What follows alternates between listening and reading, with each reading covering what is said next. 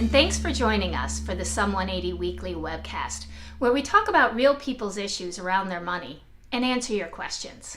Tonight's issue is the growing challenges around home ownership in retirement.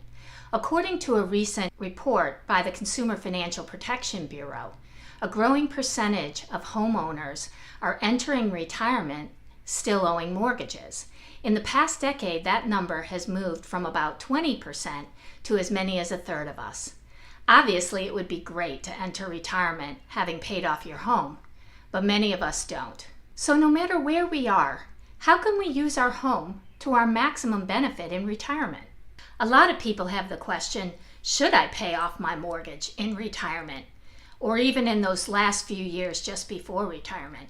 And the answer is not necessarily. Certainly not to the detriment of having a nice mix of assets, some real estate, and a lot of other savings as well. In retirement, real estate should only be about 20% of your assets. For most of us, that's going to be your home. And for others, it's also going to include maybe a second home or some rental property. Maintaining that balance is more important than being sure that your mortgage is paid off. Another common question is, should I downsize in retirement?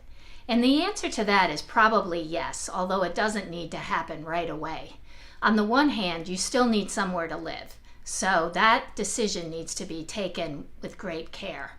And on the other hand, there's usually a ripple effect in downsizing on your other expenses, which just makes your retirement overall more comfortable and manageable for you.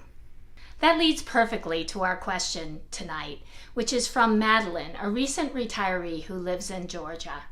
She says, I've been told I should downsize, but I love my house.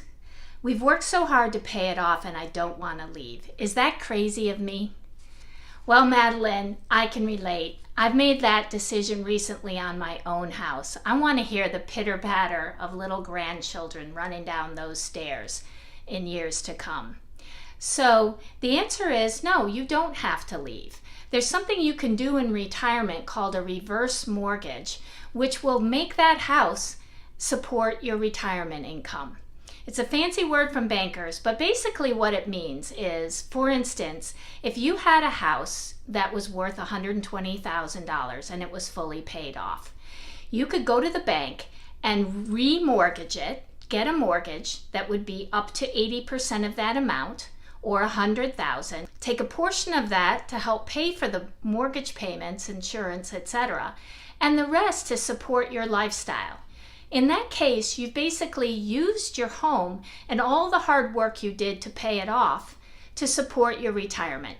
Thanks for joining tonight, and keep your comments and questions coming, because here at Some 180, we love making dealing with your money simple and doable.